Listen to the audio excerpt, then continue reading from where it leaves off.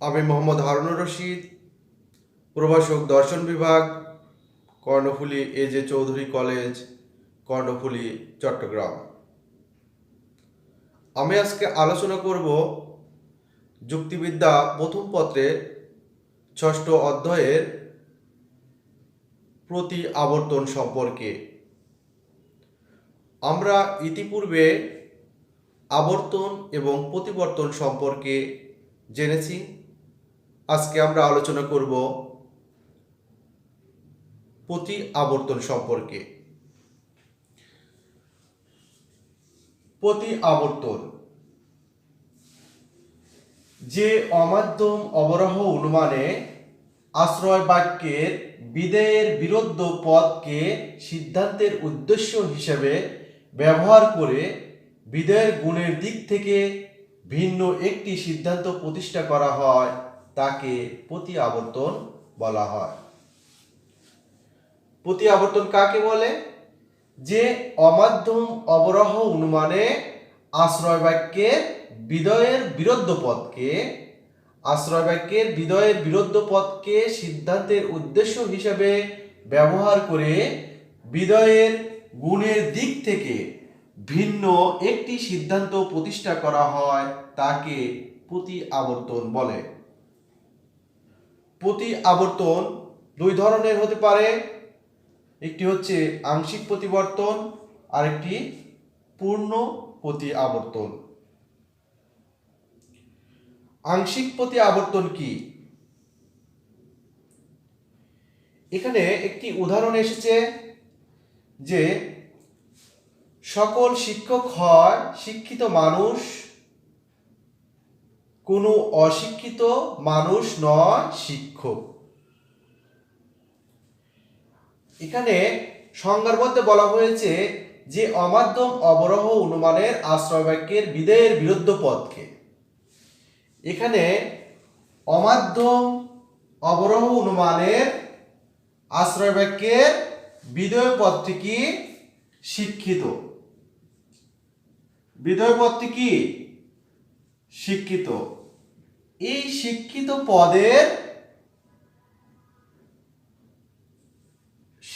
পদের বিরুদ্ধ পদ হচ্ছে অশিক্ষিত।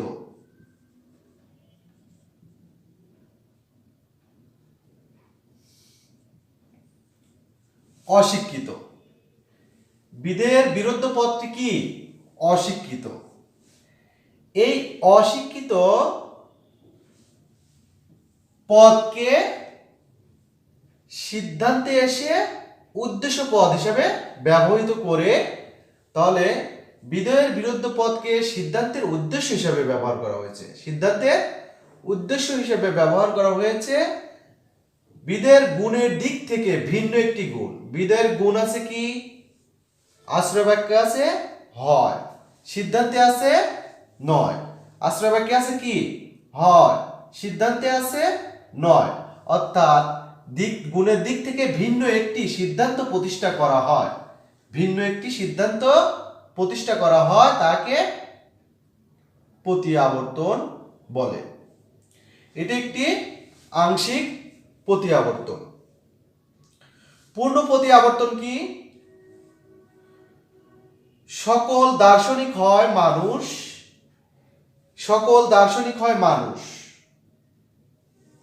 এই উদ্দেশ্য পদের বিরুদ্ধ পদকে। উদ্দেশ্য পদের বিরুদ্ধ পদ কি? দার্শনিক। উদ্দেশ্য পদটি কি? দার্শনিক। এই দার্শনিক পদটা কি? অদার্শনিকটা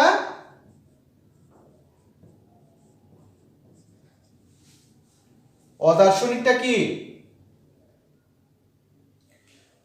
অদার্শনিক দার্শনিক পদের বিরুদ্ধ পদ।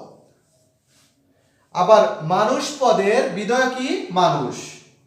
এই মানুষ পদের বিরুদ্ধ পদ কি? মানুষ পদের বিরুদ্ধ পদ অমানুষ। মানুষ পদের বিরুদ্ধ পদ কি? অমানুষ। এই অমানুষ পদ অর্থাৎ সংজ্ঞা অনুযায়ী যে আশ্রয় বাক্যের উদ্দেশ্য, আশ্রয় বাক্যের বিধেয়ের বিরুদ্ধ পদ, বিধেয়ের বিরুদ্ধ পদ উদ্দেশ্যে এসে কি হবে? উদ্দেশ্যে এসে, সিদ্ধান্তে এসে উদ্দেশ্য পদ হিসেবে ব্যবহৃত হবে। আবার আশ্রয় বাক্যের উদ্দেশ্য পদের বিরুদ্ধ পদ সিদ্ধান্তে এসে বিধেয় হিসেবে ব্যবহৃত হবে। এবং গুণের যখন কোনো পরিবর্তন না হয়, গুণের যখন কোনো পরিবর্তন না হয় তখন সেটা হবে পূর্ণ প্রতি আবর্তন। সেটা হবে কি? পূর্ণ প্রতি আবর্তন।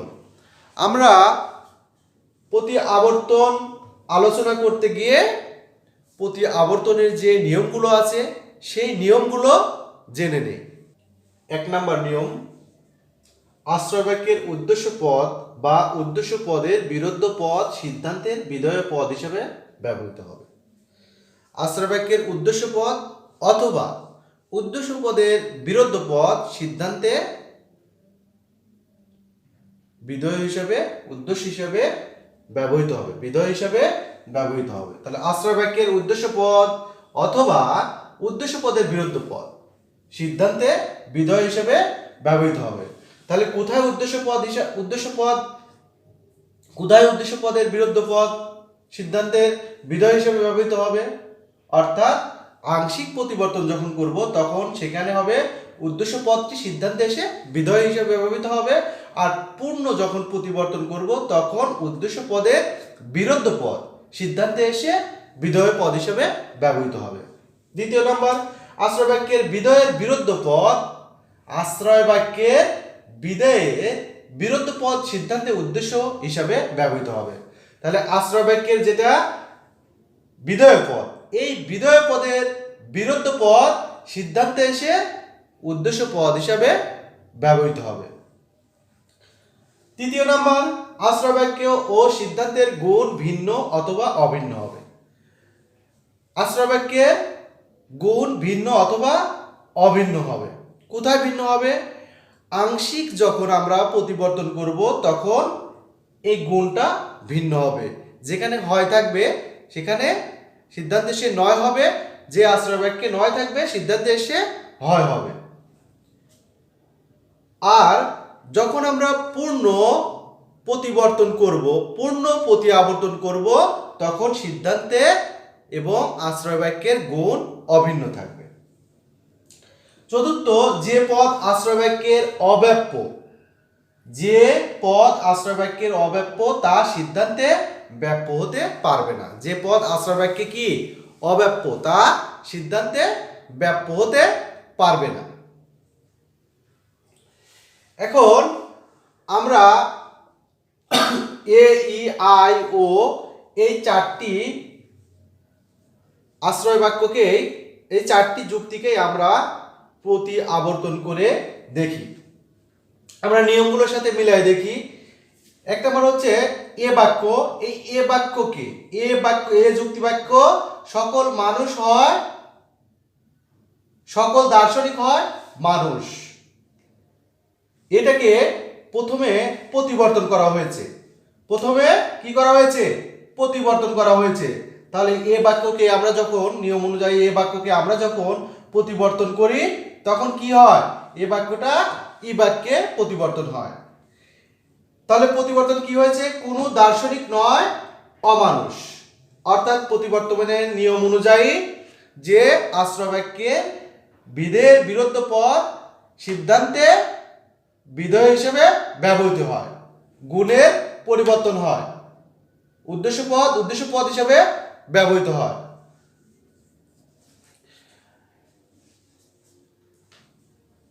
তাহলে প্রথমে প্রতিবর্তন করলাম, এরপরে প্রতিবর্তনের পরে আসলো কি? ই বাক্য থেকে যখন এই বাক্যকে আমরা আংশিক প্রতি আবর্তন করব, তো আংশিক প্রতি আবর্তন করার সময় উদ্দেশ্য পদের বিরুদ্ধ পদ সিদ্ধান্তের বিধেয় হিসেবে ব্যবহৃত হবে। তাহলে উদ্দেশ্য পদটাই কি হবে? আংশিক প্রতিবর্তনের ক্ষেত্রে এই উদ্দেশ্য পদটাই কি হবে? সিদ্ধান্তে এসে বিধেয় হিসেবে ব্যবহৃত হবে। এখানে উদ্দেশ্য পদ কি? দার্শনিক। আর এটা হয়েছে আংশিক প্রতিবর্তন। এই দার্শনিক পদটা কি হয়েছে, বিধেয় হিসেবে ব্যবহৃত হয়েছে। আশ্রয় বাক্যের বিধেয়ের বিরুদ্ধ পদ সিদ্ধান্তে উদ্দেশ্য হিসেবে ব্যবহৃত হয়েছে। তাহলে আশ্রয় বাক্যের বিধেয়ের বিরুদ্ধ পদ কি, এটা হচ্ছে বিধেয়। বিধেয়ের বিরুদ্ধ পদ হচ্ছে অমানুষ। এই অমানুষটা কি হয়েছে, আশ্রয় বাক্যে এসে, আশ্রয় বাক্য সিদ্ধান্তে এসে উদ্দেশ্য পদ হিসেবে ব্যবহৃত হয়েছে। তৃতীয়ত কি, আশ্রয় বাক্য ও সিদ্ধান্তের গুণ ভিন্ন অথবা অভিন্ন হবে। তাহলে আংশিক যুক্তি বাক্যের ক্ষেত্রে, আংশিক প্রতি আবর্তনের ক্ষেত্রে আশ্রয় বাক্যের গুণ এবং সিদ্ধান্তের গুণ একই থাকবে, ভিন্ন হবে। আশ্রয় বাক্যের গুণ যদি হয় সিদ্ধান্তের গুণ কি হবে, নয় হবে। আশ্রয় বাক্যের গুণ যদি নয় হয়, সিদ্ধান্তের গুণ হয় হবে। এখানে আশ্রয় বাক্যে সকল দার্শনিক হয় মানুষ, এখানে সিদ্ধান্তে এসে আংশিক প্রতিবর্তনের ক্ষেত্রে সিদ্ধান্তে এসে হয়েছে কোনো অমানুষ নয়, দার্শনিক। এবার পূর্ণ প্রতি আবর্তন। পূর্ণ প্রতি আবর্তন যখন করা হয়েছে তখন 1 নম্বর নিয়ম অনুযায়ী কি বলা হয়েছে, উদ্দেশ্য পদের বিরুদ্ধ পদ, উদ্দেশ্য পদের বিরুদ্ধ পদ সিদ্ধান্তে এসে বিধেয় হিসেবে ব্যবহৃত হবে। তাহলে উদ্দেশ্য পদে আশ্রয় বাক্যের উদ্দেশ্য পদের বিরুদ্ধ পদ কি, এই উদ্দেশ্য পদটা হচ্ছে দার্শনিক। এই দার্শনিকের উদ্দেশ্য, দার্শনিক পদের বিরুদ্ধ পদ হচ্ছে, বিরুদ্ধ পদ কি, বিরুদ্ধ পদ অদার্শনিক। এই পদটা কি হয়েছে, 1 নম্বর নিয়ম অনুযায়ী যে উদ্দেশ্য পদের বিরুদ্ধ পদ সিদ্ধান্তের বিধেয় হিসেবে ব্যবহৃত হয়েছে। এটা পূর্ণ, এটা যখন পূর্ণ প্রতি আবর্তন হয়েছে। আশ্রয় বাক্যের বিধেয়ের বিরুদ্ধ পদ সিদ্ধান্তের উদ্দেশ্য হিসেবে ব্যবহৃত হয়েছে। আশ্রয় বাক্যের বিধেয়ের বিরুদ্ধ পদ, তাহলে এই বিধেয়ের আশ্রয় বাক্যে যে মানুষ পদের বিধেয়ের বিরুদ্ধ পদ অমানুষ, এই অমানুষটি সিদ্ধান্তে এসে কি হয়েছে, অমানুষ পদটি সিদ্ধান্তে এসে উদ্দেশ্য পদ হিসাবে ব্যবহৃত হয়েছে। তৃতীয় নম্বরে বলা হয়েছে আশ্রয় বাক্য ও সিদ্ধান্তের গুণ ভিন্ন অথবা অভিন্ন হবে। এখানে এসে ভিন্ন হবে না, এটা অভিন্ন হবে। আশ্রয় বাক্যের গুণ কি আছে, হয় আছে। সিদ্ধান্তের গুণ এসে কি হয়েছে, হয় হয়েছে। যে পদ আশ্রয় বাক্যে অব্যাপ্য তা সিদ্ধান্তে ব্যাপ্য হতে পারবে না। যে বাক্য আশ্রয় বাক্যে, যে পদ আশ্রয় বাক্যে অব্যাপ্য তা সিদ্ধান্তে এসে ব্যাপ্য হতে পারবে না। তাহলে এখানে আশ্রয় বাক্যের উদ্দেশ্য পদ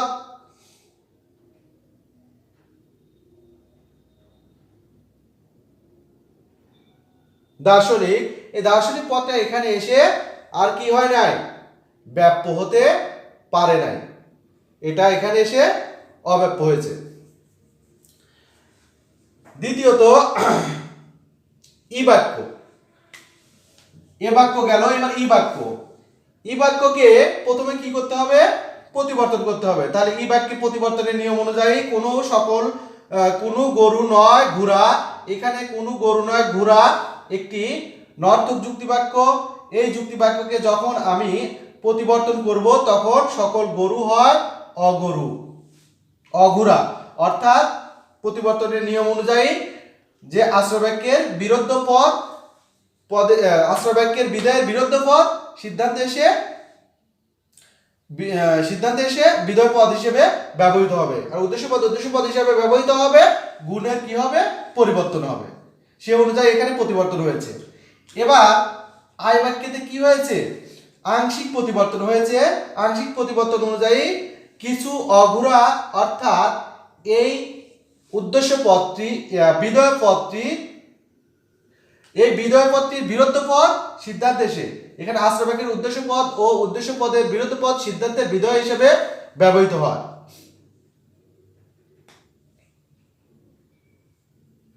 তাহলে এখানে কি হয়েছে, আশ্রয় বাক্যের উদ্দেশ্য পদ সিদ্ধান্তে এসে বিধেয় হিসেবে ব্যবহৃত হয়েছে। আশ্রয় বাক্যের উদ্দেশ্য পদ সিদ্ধান্তে এসে বিধেয় হিসেবে ব্যবহৃত হয়েছে। আর আশ্রয় বাক্যের বিধেয় পদের বিরুদ্ধ পদ সিদ্ধান্তে এসে উদ্দেশ্য হিসেবে ব্যবহৃত হয়েছে। গুণের কি হয়েছে, এখানে নয় আছে, এখানে হয় হয়েছে, গুণেরও পরিবর্তন হয়েছে। এবার পূর্ণ প্রতি আবর্তন, পূর্ণ প্রতি আবর্তন অনুযায়ী কি হয়েছে যে উদ্দেশ্য পদের বিরুদ্ধ পদ সিদ্ধান্তে বিধেয় হিসেবে ব্যবহৃত হয়েছে। তাহলে উদ্দেশ্য পদের গরু, উদ্দেশ্য পদের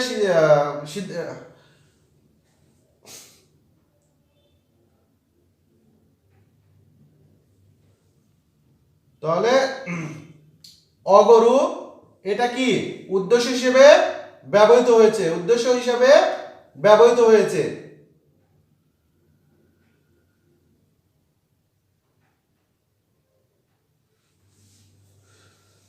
এখানে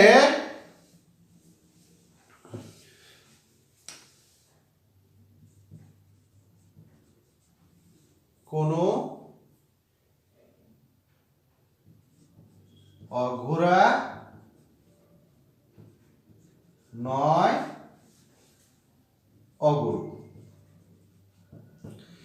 কোনো অঘোরা নয় অগরু, এটা আশ্রয় বাক্যের যেটা উদ্দেশ্য পদ ছিল, আশ্রয় বাক্যের উদ্দেশ্য পদের বিরুদ্ধ পদ, আশ্রয় বাক্যের উদ্দেশ্য পদের বিরুদ্ধ পদ কি গরু, গরু এর বিরুদ্ধ পদ অগরু সিদ্ধান্তে এসে কি হয়েছে বিধেয় হিসেবে ব্যবহৃত হয়েছে। আশ্রয় বাক্যের বিধেয়ের বিরুদ্ধ পদ সিদ্ধান্তে উদ্দেশ্য হিসেবে ব্যবহৃত হয়েছে, আশ্রয় বাক্যের বিধেয়ের বিরুদ্ধ পদ সিদ্ধান্তে এসে উদ্দেশ্য হিসেবে ব্যবহৃত হয়েছে। এখানে গুণের পরিবর্তন হয় নাই, অর্থাৎ গুণটা কি আছে অভিন্ন আছে, কোনো অব্যাপ্য আশ্রয় বাক্যের কোনো অব্যাপ্য পদ সিদ্ধান্তে এসে ব্যাপ্য হয় নাই। আয় বাক্যকে প্রতি আবর্তন করা যায় না, কেন এখানে আবর্তন করা যায় না, এজন্য আয় বাক্যকে প্রতি আবর্তন করা যায় না, প্রতি আবর্তন করতে গেলে ব্যাপ্যতার সমস্যা সৃষ্টি হয়। এখন আমরা ও বাক্যকে আমরা ও বাক্যকে প্রতি আবর্তন করব। তাহলে প্রথমে ও বাক্য একটি নর্থক, ও বাক্য একটি নর্থক যুক্তি বাক্য, ও বাক্য একটি নর্থক যুক্তি বাক্য। কিছু দার্শনিক নয় ভাববাদী, কিছু দার্শনিক নয় ভাববাদী, এটাকে আমরা প্রথমে কি করলাম প্রতিবর্তন করলাম, প্রতিবর্তন করে এই ভাববাদীকে অভাববাদী হিসেবে বিধেয় হিসেবে ব্যবহৃত করলাম প্রতিবর্তনের নিয়ম অনুযায়ী। এবার আমরা আংশিক প্রতি আবর্তন করব। তাহলে আংশিক প্রতি আবর্তন করতে গেলে আমাদের আংশিক প্রতি আবর্তন করতে গেলে কি হবে যে উদ্দেশ্য পদ সিদ্ধান্তের বিধেয় হিসেবে ব্যবহৃত হবে, উদ্দেশ্য পদ সিদ্ধান্তের বিধেয় পদ হিসেবে ব্যবহৃত হয়েছে। এখানে উদ্দেশ্য পদ হচ্ছে দার্শনিক, এখানে সিদ্ধান্তের বিধেয় পদ হিসেবে ব্যবহৃত হয়েছে। দ্বিতীয়ত কি আশ্রয় বাক্যের বিধেয়ের বিরুদ্ধ পদ, আশ্রয় বাক্যের বিধেয়ের বিরুদ্ধ পদ ভাববাদী, ভাববাদীর বিরুদ্ধ পদ কি অভাববাদীটা সিদ্ধান্তের উদ্দেশ্য হিসেবে ব্যবহৃত হয়েছে। গুণের কি হয়েছে এখানে গুণের ভিন্ন হয়েছে, কোনো অব্যাপ্য পদ সিদ্ধান্তে এসে ব্যাপ্য হয় নাই। তৃতীয়ত কি এবার পূর্ণ প্রতি আবর্তন, পূর্ণ প্রতি আবর্তন করার নিয়ম অনুযায়ী কি উদ্দেশ্য পদের বিরুদ্ধ পদ সিদ্ধান্তের বিধেয় হিসেবে ব্যবহৃত হয়েছে। তাহলে উদ্দেশ্য পদের বিরুদ্ধ পদ কি উদ্দেশ্য পদের বিরুদ্ধ পদ, দার্শনিক উদ্দেশ্য পদের বিরুদ্ধ পদ হচ্ছে অদার্শনিক, সিদ্ধান্তে এসে কি হয়েছে বিধেয় হিসেবে ব্যবহৃত হয়েছে। আশ্রয় বাক্যের বিধেয়ের বিরুদ্ধ পদ সিদ্ধান্তের উদ্দেশ্য হিসেবে ব্যবহৃত হয়েছে। আশ্রয় বাক্যের বিধেয়, তাহলে আশ্রয় বাক্যের বিধেয় কি বিধেয়ে ভাববাদী এর বিরুদ্ধ পদ অভাববাদী সিদ্ধান্তে এসে কি হয়েছে উদ্দেশ্য হিসেবে ব্যবহৃত হয়েছে। এখানে গুণের কি হয়েছে অভিন্ন গুণ, গুণের পরিবর্তন হয়েছে, এখানে আছে নয় এখানে আছে হয়।